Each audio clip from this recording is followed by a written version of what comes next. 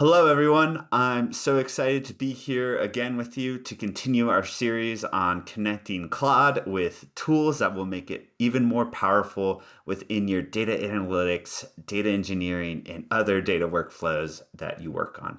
And today we are going to specifically focus on connecting Claude Code and Databricks. Databricks is such a powerful tool. It has data warehousing capabilities, deep data analysis capabilities, as well as data engineering, machine learning, job orchestration. There's a lot of automation and great and powerful data analysis capabilities within Databricks that Claude can utilize, and I'm excited to show you all how you can get the most value out of this. So, what is the value story for today? What is it that you're going to take away from this video and be like, oh, that was a good use of time? Well, today we're going to enable Claude Code with access to all of the data and tools available via the Databricks CLI so you can really get maximum value when integrating Claude Code and Databricks CLI so you can have Claude Code actually do some of this work within Databricks to really make it powerful, create workbooks, create jobs, troubleshoot. I know I've utilized it in my team a bunch, and it has really helped me when I've run into an error with a job. Say, hey, Claude Code, go check this out. Or, hey, I need to create a new job, or I need to analyze this data, and Databricks is my platform of choice to use it. So where I previously spent hours or even days creating different analyses, different jobs, it now takes me a fraction of that time, sometimes even minutes up to hours, depending upon the scope of the job, to really get a ton of value when integrating Claude Code with Databricks CLI. So what specifically will we actually be doing today? First, we'll set up Databricks CLI and have Claude Code verify that it's working. And then we'll actually go through an example workflow for how you can have this integration work with Databricks. And again, this works for other generative AI tools that are available via your command line. And what we'll be doing in this workflow is having Claude Code run SQL via Databricks CLI, create a notebook, turn the notebook into a job, and then actually run and monitor that job and potentially troubleshoot it. Additionally, I want everyone to know that I did investigate getting this hooked up to Claude Desktop, and there's actually a native connector for Databricks. However, when I tried it, it threw this error that said it was successfully connected to Databricks, but actually didn't work. So I have an outstanding community question in the Databricks community to hopefully get this resolved. I'll link that below in the description, along with all of the other resources I always provide with my videos. And just so everyone knows that we are focusing exclusively on Claude Code and Databricks CLI today. And there are a ton of actually native capabilities within Databricks because it truly has become an AI platform for building agents and connecting to MCPs that we can potentially cover in another video. But really today, I want to focus in on how you can have Claude Code actually help you do all the work inside of Databricks and really get that going. So then when it comes to developing tools like that in the future, you can use Claude Code to build out more agents, more MCPs within Databricks, and really accelerate that workflow once you have this integration up and working. With that, we can get into it. All right, the glasses are on, so now we know things are getting serious. One other quick note before getting started with the CLI installation, I also looked at this Databricks Lab MCP. However, this has been depreciated, which is why we're ignoring it for this video. But getting into the Databricks CLI setup, we have the instructions here for how to install it via Homebrew. And there are also these instructions that come from Databricks themselves on how to install it in case you're using another operating system like Windows. Moving over into the terminal I have up and ready in my cursor IDE, I'm going to run these few commands here to get Databricks installed. So I'll put a pause here and then come back once it's done installing. Okay, it took about 20 seconds and we have successfully installed Databricks CLI. And we can see the version here is correctly installed after running this Databricks version command. So now we need to go to the step of authenticating it. So there are two ways to authenticate the Databricks CLI, either through OAuthentication or a personal access token. This is very, very similar to pretty much all other command line tools that they'll offer you these different options. So we'll go through both and you can ultimately select which one works for you best. OAuth is a little bit more secure because it requires authentication every single time, while personal access token, I would say, is a little bit more convenient because you don't have to authenticate every time and you have a stable token for a defined period of time that you have created. I've zoomed in here a little bit to make it easier to see, but going over OAuth, all you have to do is run this command here with the auth login host and then your workspace URL for Databricks. And really, you can just instruct Claude within the CLAUDE.md file. I'll show you that a little bit later in the video to run this command every single time that's going to access Databricks via the CLI. I have my command here ready to go, so I'm going to click enter. And one other thing is you also might need to add a profile name if you have different instances for a production and dev version of Databricks. I only have this one environment, so I'm just going to click enter. And then we see here that, all right, I am authenticated and I can go to my Databricks website and we are good to go here with Databricks authentication. And I can see that there is a successful profile that has been saved and is now accessible to me via the CLI and therefore accessible to Claude. And one thing to note here, if you want to check the profile for where this was created, you can simply go to your home directory and then actually open up this Databricks config file where we can see here that this profile has now been configured after authenticating via this Databricks OAuth command. Something to just be aware of as it's going to be utilized for our personal access token. So now to cover the personal access token configuration, to go to the screen where you can create a personal access token, simply click on your user settings, and then there is this developer screen. And here you will see access tokens. I can click manage and then generate new token. And I am going to put this down for a day and just call it Databricks CLI Cloud Demo. Generate this token, and then you'll see here that this token has been successfully created, and I'm going to copy it and show you where to go with it next. All right, so now I'm back inside of my terminal here, and I have these few commands. So I'm actually removing the previous Databricks config file that I showed you all that had the profile that was created from the OAuthentication just to start fresh here.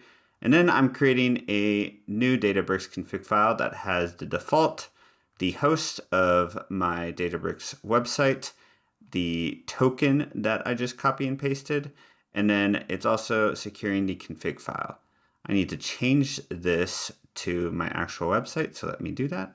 All right, just change the host, and now I'm going to click enter on this, and all right, it didn't recognize the comment, but it seems like everything else worked. So let me go into the file directory to verify it. So I went to my home directory again to open up this file, and then opening up the file, I see default host token, which is exactly what I want to see. So now it's time to test it. To test it, you can run this command Databricks current user me, and that should return the user information about whatever user you're currently information. And so I'm going to pause this, run it, and then we'll come back once it succeeds. Okay, I'm not showing you the full output here as it has my email in it, but you can see here that after running that user command that I have successfully verified and set up this connection to Databricks. So our CLI connection is good to go. And you can also use the same method to test the OAuth connection as well. Now let's actually get into doing some things with Claude and the Databricks CLI. Now, to get Claude started with Databricks CLI, and for that matter, really any CLI tool, it can be helpful to build up some context within a Claude Markdown file, which is context that Claude automatically ingests upon looking within a particular directory. And so I've created this CLAUDE.md file that just has a quick reference for Claude to understand how to work with the Databricks CLI. Otherwise, it might spend some time figuring it out where it ultimately will succeed, but this just gets you to that place of success a little bit faster. I'm keeping the personal access token access for this particular demo, but you can see it just gives it a lot of different commands. I had Claude create this for me. I haven't reviewed it too much in depth, but it has a lot of different context that it needs in order to understand what it can do with the Databricks CLI. Now, as far as actual work for Claude to do, what I'm going to have it do is 4 different things. I'm going to have it explore the Unity catalog, which is a big place for all the data and AI tools that are available within Databricks for anyone who might not be familiar with that. I'm going to have it create a Databricks notebook, a Python notebook for analyzing data, turn that notebook into a job, and then run that job and monitor the success of that job.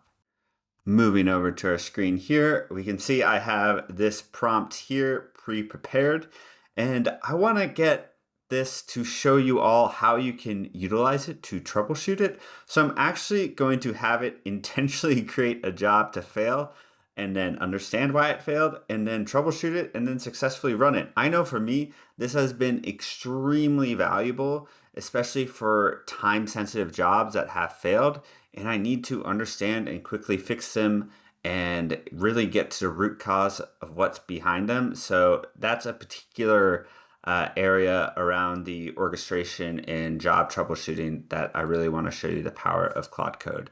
But other than that, we're going to have it verify Databricks CLI is installed correctly, and then go through this example workflow that I highlighted in that previous README, and then ultimately reproduce what I have done and tested already just to go through workflow. And then in between these 2 steps, we will take a pause and go through the work that's been created. So I am initiating this for Claude, and I'm actually going to Shift Tab here to plan mode, and then I'll come back once Claude creates a plan for me with all of these steps. And it looks like it's already going through and getting some of that work done. Okay, so after a couple of minutes, it came back to me with this plan where it verified the Databricks CLI installation. Looks like it already did that. And then it will go through the example workflow, creating the customer analysis, the job config, the customer analysis, altered file, go through these different step 2, and then take a pause, and then start going through step 3 of doing that intentional failure for the job. And I am utilizing all Databricks sample data, but this is a good thing to try out with your own data through your own workflows. So I'm going to click yes and bypass permissions. And then Claude is going to go through this list of to-dos, and we'll come back in a second once it gets to the place where it's supposed to pause. Okay, so we've reached a place where we're waiting approval to proceed to step 3. And here we can see it wrote this JSON file to run a test of this new product sales analysis test run. So it didn't just repeat its previous customer analysis Python file for a Databricks notebook that I had created, but it actually created something different after exploring our Unity catalog. And just so we can all see that this worked and not just take it at its word, that it resulted in a success here, if I scroll over to Databricks, I have both my customer analysis file open, which here you can see I've connected to a serverless resource here from Databricks. And this worked from my previous testing example in preparation for this video. And then also we have our product sales analysis that this was able to produce, again, locally within my GitHub repository, and then actually upload it to my workspace within Databricks and successfully run it and verify that the output was working as expected. So now, as far as step 3, we're going to continue forward and have it go and build us a job that intentionally fails and then have us troubleshoot that job. I am going to type proceed. I almost exactly typed I am going to type proceed. And all right, it's now proceeding. So we will come back once this finishes this step. All right, this step has completed now, and we have success. We can see an overview of all the steps that Claude took when interacting with Databricks via the CLI in order to verify the job, getting the job ID and listing the run, and then understanding what the available workbook was and seeing that, hey, the non-existent work notebook doesn't exist, but the product sales analysis notebook does. Verifying the job configuration, updating it, verifying the fix was applied, and then running the fixed job, and then monitoring the job for success. And so now we have a successfully executed workflow.